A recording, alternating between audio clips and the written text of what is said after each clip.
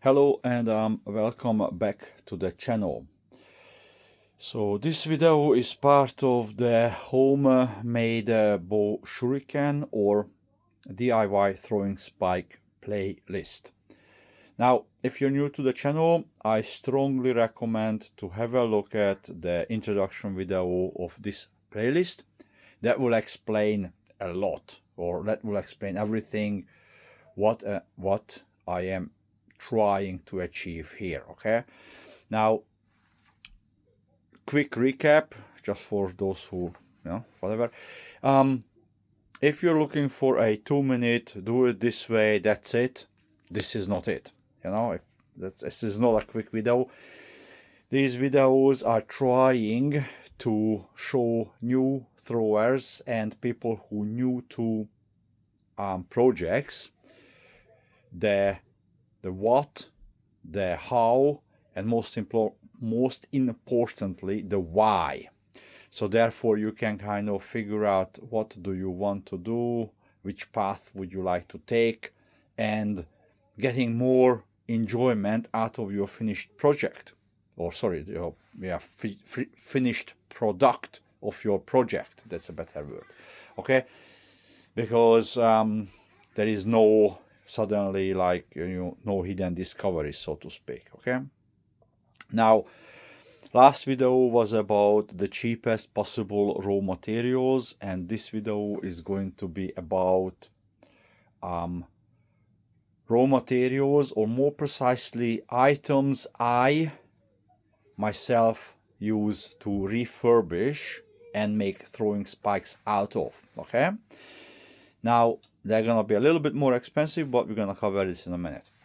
So basically the idea is, let's begin with the end in mind, or horses for courses, whichever way you want to look at it. Now, first of all, I make my bow shurikens with stock removal, which is basically a one-step process. I just grind them to shape and throw them. That's it. Okay, so I want to avoid items that needs pre and post grinding heat treatment. Okay, now then the finished item or finished bow shuriken should have the following characteristics. Well, I'm kind of hoping it won't break or shatter during use. It will retain its shape, and the tip is going to be relatively durable. So now bear in mind that even custom made throwing knives, you might get a batch of steel. There's one in a million might break. Okay, and even throwing knives or quality throwing knives, the tips will need certain maintenance. Okay, the difference is how often do you have to do that? How often can you expect a breakage? Is it gonna be 1 in a million, or is it weekly? That's where it comes down to. Okay, now with these kind of wish list on the list, or wishes on the list, so to speak, currently on top of my list of repurposable items are screwdrivers. I'm going to grab another one, which is my current favorite. Here it is. Sorry, I left this one out. Okay, so currently screwdrivers are on top of the list. When the handles break, the screwdrivers are great as throwing implement, but sooner or later the handle will break during throw. These clear type handles will break more often. These ones not so much. They still break about 1 or 2 a year if you throw them often enough. So out of these screwdrivers, this is what you can make. Out of these bigger screwdrivers, here is the number, just for if anybody's looking for. Oh, sorry, not this one. There it is. There is a number. It's a Fuller 1020505. Okay, it's a 10 millimeter by 200 millimeter long. they can make all sorts of length of throwing spikes. Okay, now then the next on the item is mechanics pry bars, these square pry bars. Okay, they can come in 8mm shank, 10mm shank, and even 12mm shank size. Okay, now and then of course impact screwdriver bits. Now if you choose any of these items to use as a raw material, don't buy the cheapest Chinese thing you can find. Okay, buy mid-range brand names, things like Fuller, Stanley, Tool Pro, Tool Shed,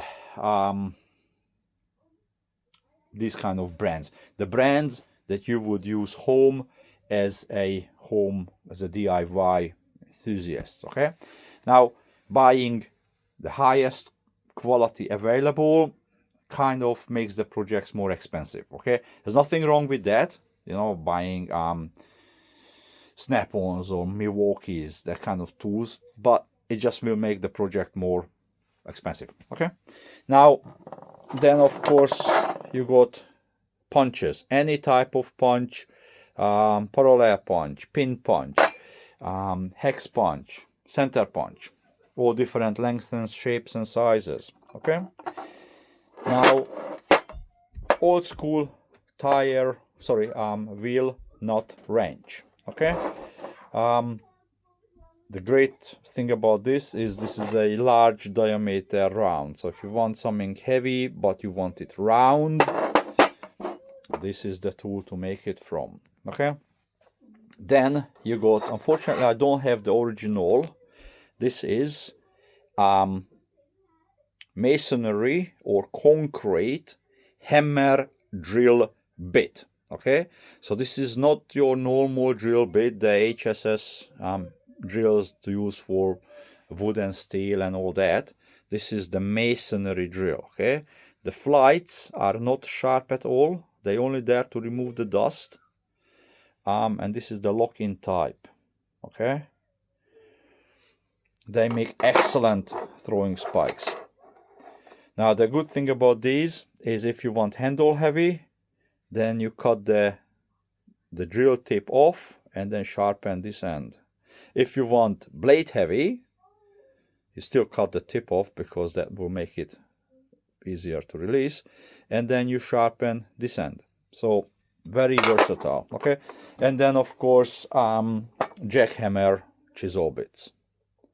Okay, so as you can tell, the main theme here is these are all tools made for torquing down things, prying, all made for to be durable in the end use. Okay, and we just repurposing them.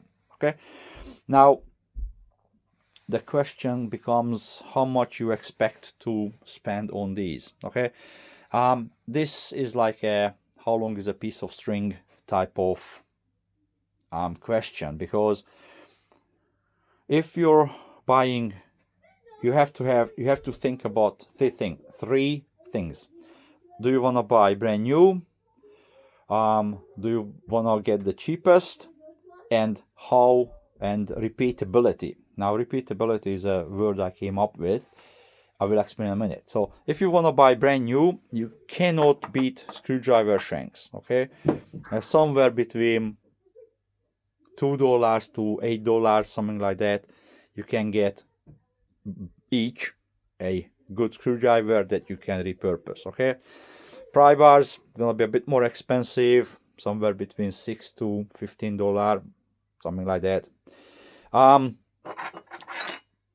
Impact bits, if you get like the 4 and 6 packs, they actually quite cheap, but they shorter and lighter, but some people love them,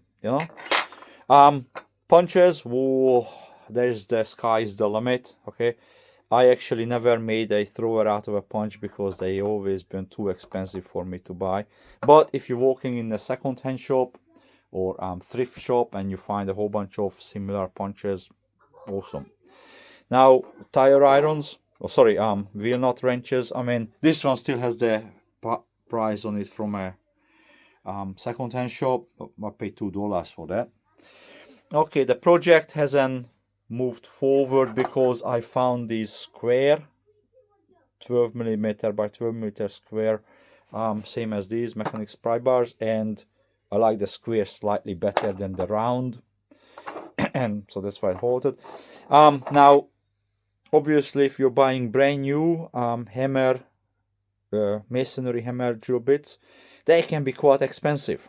Okay, so getting them second hand, or if you know somebody who works in the industry, then you might even get them cheap or free. Okay, and this is where repeatability becomes an issue, because I have all these three. Okay, I got them for nothing. They were throwaway items.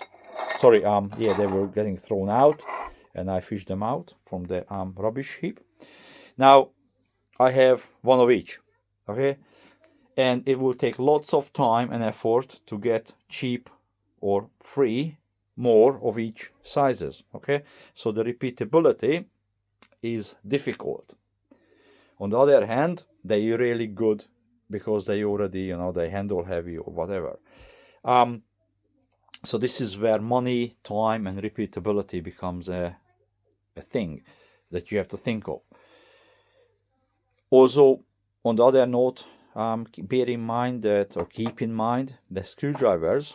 I mean, for example, these square shanked screwdrivers, we cannot no longer get it where I live. Okay, so yes, I have a fair bit of these square shanked ball shurikens, and I will have more when my screwdrivers break.